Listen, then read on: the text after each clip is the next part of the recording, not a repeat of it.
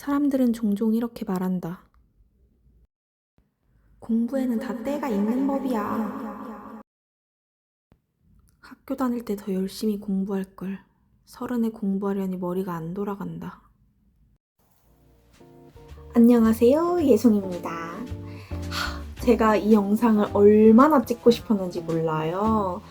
드디어 제가 PT 이치 65점 점수를 받게 되었습니다. 너무 신나는 일이죠. 저는 한국 간호사 면허를 이제 호주 간호사 면허로 전환하기 위해서 PT 점수가 필요했었는데요. 솔직히 좀 만만하게 봤었나 봐요. 3개월이면 될 줄 알았는데 총 9개월이 걸렸고 총 7번의 시험을 보게 되었습니다. 그래도 중꺾마 될 놈 돼. 절대 포기하지 않고 계속 도전하니까 되긴 되더라고요.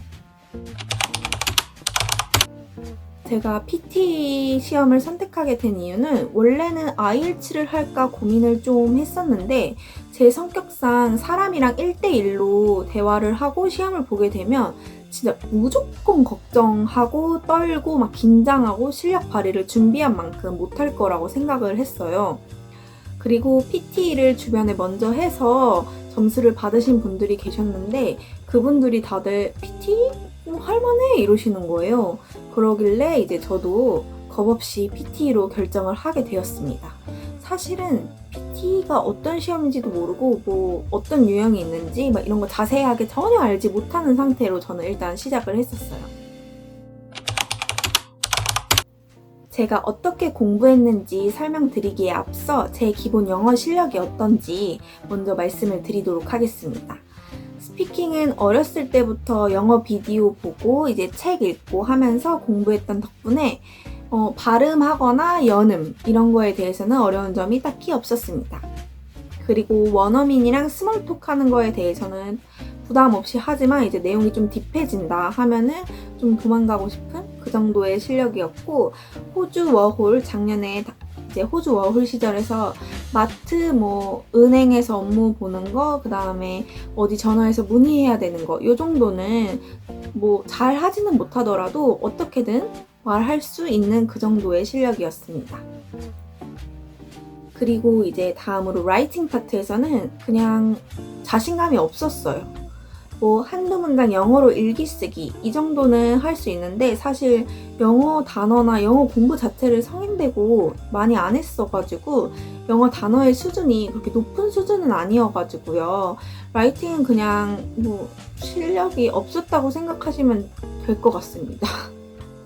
이제 그 다음에 리딩 파트에서는 어렸을 때부터 이 리딩 파트를 싫어했고 잘 못했어요. 그리고 앞서 말씀드린 것처럼 단어 수준이 높지 않아서 그래서 그 부분도 어려웠고 저는 태어나서 단 한 번도 영어 문법을 제대로 공부해 본 적이 없어가지고 리딩 이 파트가 좀 더 어렵게 느껴졌던 것 같아요. PT를 하기 전에 리딩 실력도 좀 처참했고 지금도 사실 그렇게 좋지는 않은 것 같아요. 마지막으로 리스닝 부분은 솔직히 좀 자신이 있었습니다. 하지만 리스닝이 한동안 제 발목을 잡았고요. 9년 전이긴 하지만 이제 마지막으로 토익 시험을 봤을 때 리스닝 파트 450점 만점에서 제가 445점을 받았거든요. 그리고 원어민들이 말하고 있는 거 이렇게 듣고 있으면은 이런 얘기 하는구나 하고 대화의 흐름 파악하는 것 정도는 잘 했었단 말이에요. 그래서 리스닝은 잘할 수 있겠는데 라고 자부했었는데 아니었더라고요. PT 시험 공부를 해보니까 현실에서의 그냥 영어 리스닝을 하는 것과 이 아카데미컬 렉처에 대해서 내가 리스닝을 하는 거는 완전 다른 느낌이고 또 저는 아무래도 미국 발음들에 좀 더 익숙해져 있었던 터라 여러 나라의 발음들에 적응하고 듣고 이해하는 데 시간이 좀 더 걸렸던 것 같습니다. 이제 저는 따로 PT 시험이 무엇인지 PT 시험 안에 어떤 유형이 있는지 이런 거는 설명드리지 않을 거고 제가 각 파트별로 어떻게 공부했는지 꿀팁들을 알려드리도록 하겠습니다. 그리고 저는 참고로 WFD를 제외하고는 모두 MU니를 바탕으로 공부를 했습니다. Speaking Read Aloud 이 파트는 PT 시험을 시작하고 가장 처음으로 만날 수 있는 파트인데요. 솔직히 이 Read Aloud의 중요성은 PT 공부에서 단연 1등이 아닐까 싶습니다. 저는 발음들이나 연음을 하는 거에 있어서 특별히 어려움이 없었음에도 불구하고 PT 공부를 시작한 첫 2달 동안은 하루에 3시간씩 꼬박꼬박 공부를 했었어요.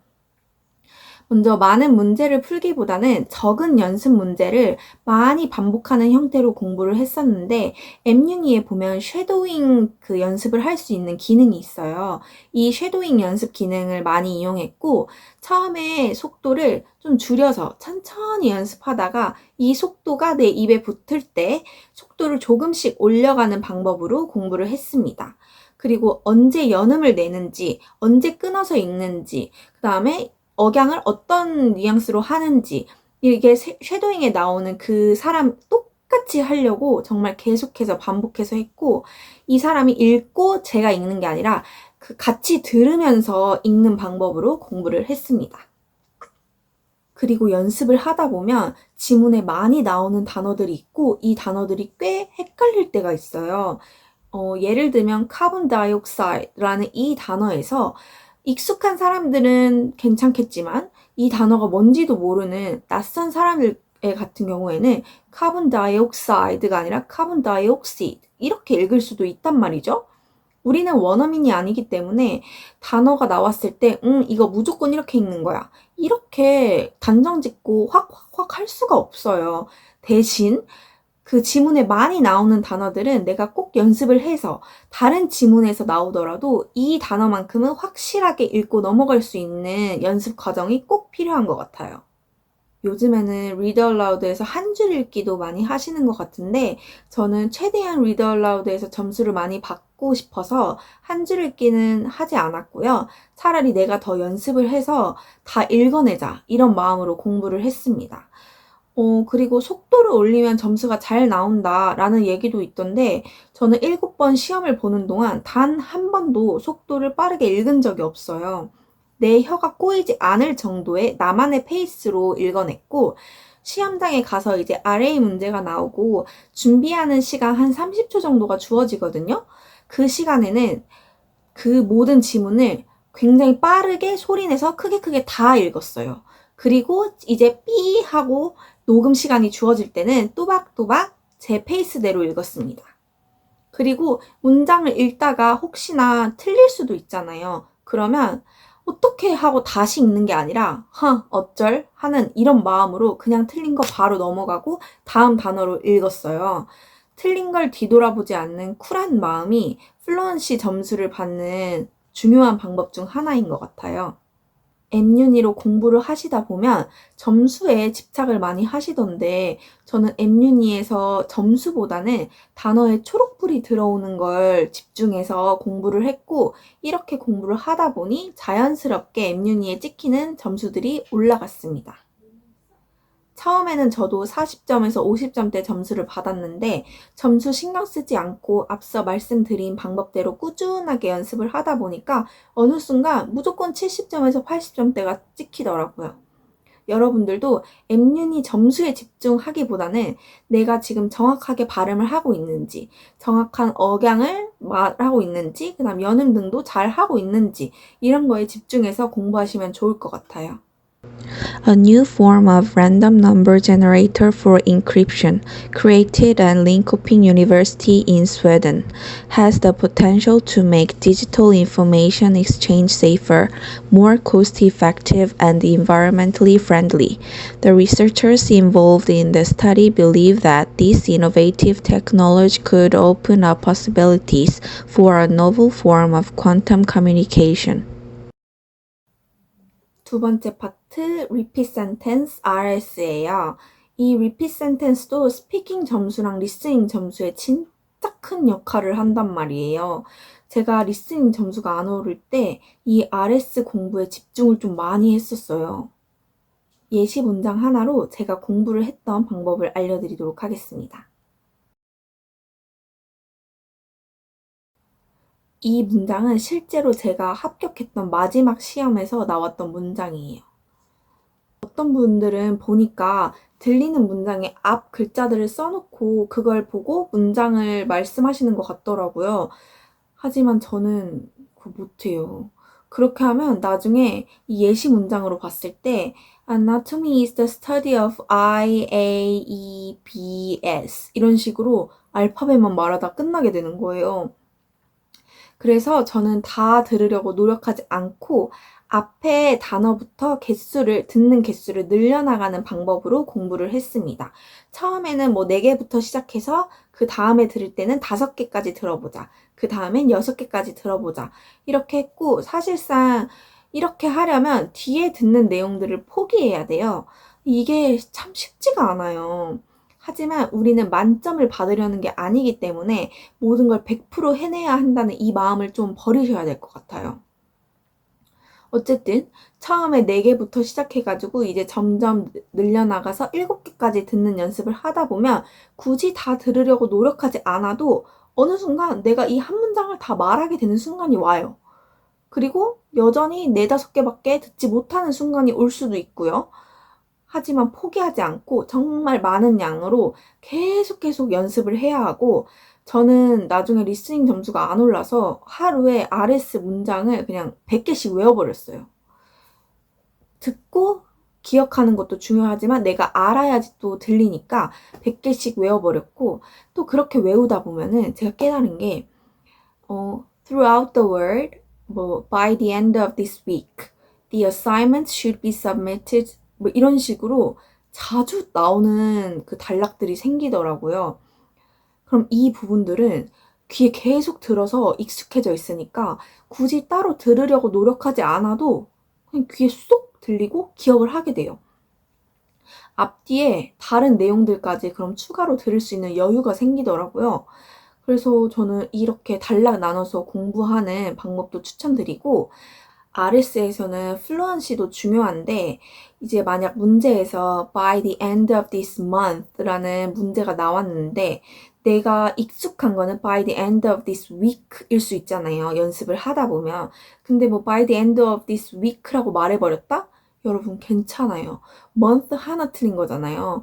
이거는 여러분이 뭐 합격, 불합격 그렇게 크게 좌우되지 않고 오히려 플루언시 점수를 내가 챙겼다 이런 마음으로 공부를 하시면 좋을 것 같습니다. RS도 많은 양을 여러 번 반복하는 게 정말 중요하니까 그냥 길거리 다니면서도 계속 연습하고 혼자 중얼중얼도 많이 해보시는 걸 추천해요. Describe image and retell lecture. 요즘 이 파트는 이제 템플릿이 안 먹힌다 이런 말들이 있잖아요. 제가 처음 PTA 공부를 했던 2024년 6월 정도에는 100% 컴퓨터가 채점하는 방법이라서 템플릿을 하든 아니든 상관이 없었어요. 근데 얼마 전부터 이 파트에서만 사람이랑 크로스 체킹 한다는 채점 방식으로 바뀌면서 템플릿이 안 먹힌다 이런 부분들이 좀 있는 것 같더라고요. 근데 저는 어쨌든 2025년 2월 달에 시험을 받고 템플릿 사용했습니다. 그리고 템플릿을 사용했음에도 불구하고 익스텐션 스피킹 만점 받았습니다, 여러분. 제 개인적인 생각이긴 한데 안 먹히는 템플릿은 그 인도 사람들이 많이 올려놓은 템플릿 중에 뭐 This graph shows 어쩌고저쩌고 하고 I can see more, I can see blue, I can see red, I can see yellow 이런 그냥 나열하는 형태의 템플릿이 있어요. 이거는 이제 더 이상 먹히지 않는 것 같고 말이 되는 템플릿의 경우에는 상관이 없는 것 같아요. 뭐 이 그래프는 이런 거에 대해서 알려주고 있어. 내가 관심 있는 부분은 이런 거고 여기서 중요하다고 생각하는 정보는 이런 거야. 이런 식의 그냥 흐름이 있는 템플릿이면은 전혀 시험 보는데 문제가 되지 않는 것 같습니다.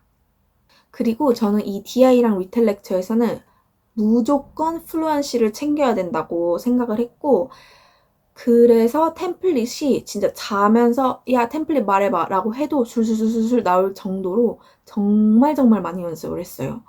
그 PT 공부 시작할 때 DI랑 리텔 렉처 템플릿은 연습을 진짜 미친 듯이 했고 템플릿 안에 뭔 내용을 넣어야 될지 모르겠다 싶으면은 그냥 something 이렇게 넣어가지고 공부해보고 오늘은 뭐 색깔을 넣어봐야겠다 하면 red, orange, yellow 막 써놓고 쭈루룩 읽으면서 그 빈칸에 red 넣었다가 yellow 넣었다가 orange 넣었다가 뭐 green 넣었다가 이런 식으로도 공부를 많이 했었거든요.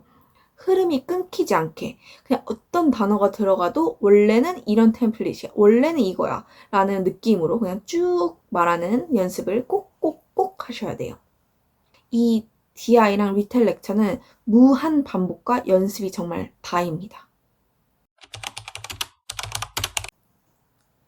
PT 시험의 두 번째 파트, 라이팅입니다. 사실 이제 라이팅은 딱 시험이 켜지면 제일 첫 번째로 나오는 게 Summarize Written Text, SST인데요. 이게 라이팅에 얼마나 영향을 주는지 솔직히 잘 모르겠어요. 그래서 저는 하루에 그냥 3개 정도씩 Nuni에서 풀었고, 나오는 지문에서 그대로 문장을 베껴 쓰는 방법대로 했기 때문에 옮길 때 스펠링, 그 다음에 띄어쓰기 절대 틀리지 않도록 꼼꼼하게 확인하고 썼습니다. 그리고 문장을 그대로 베껴 쓰더라도 콜론이나 세미콜론이 있는 문장에서 콜론이랑 세미콜론을 같이 쓰면은 감점이 되는 것 같더라고요. Nuni에서는 이 아이들이 자꾸 빨간색으로 표시가 되길래 저는 좀 찝찝해서 그냥 실제 시험에서는 콜론이랑 세미콜론을 아예 쓰지 않았고, 세미콜론이 들어가 있는 문장을 쓰고 싶다면 그 세미콜론이나 콜론이 있는 앞에 단어까지만 쓰는 걸로 해서 답을 제출했습니다.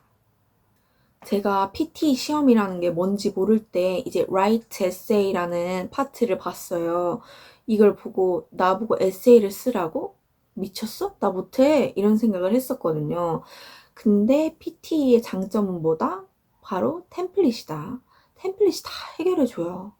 먼저 저는 에세이를 쓰는 게 꽤나 재밌더라고요. 이게 템플릿을 외우게 되면서 마음이 편안해져서 그랬던 것 같아요.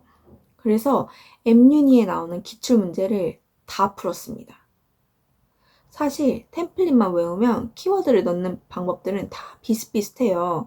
그런데 이제 여러 가지 문제들을 보다 보면 나름 헷갈리는 문제들도 있고 이게 어떻게 넣는 거지 싶은 문제들도 있어서 저는 그냥 일단 기출문제 다 풀었고, 헷갈리거나 모르겠는 것들은 북마크 표시해놓고 시험 전날 다시 싹 다 보고 싹 다 외우고 갔습니다. 그래서 제가 마지막 합격했던 시험에서 기출문제가 나왔어요. 안 나올 수가 없죠. 제가 다 풀었는데. 어쨌든 기출문제가 나와서 그냥 수월하게 고민 없이 작성을 했습니다. 그리고 이 에세이 파트에서도 스펠링 틀리지 않는 게 정말 중요한 것 같아요.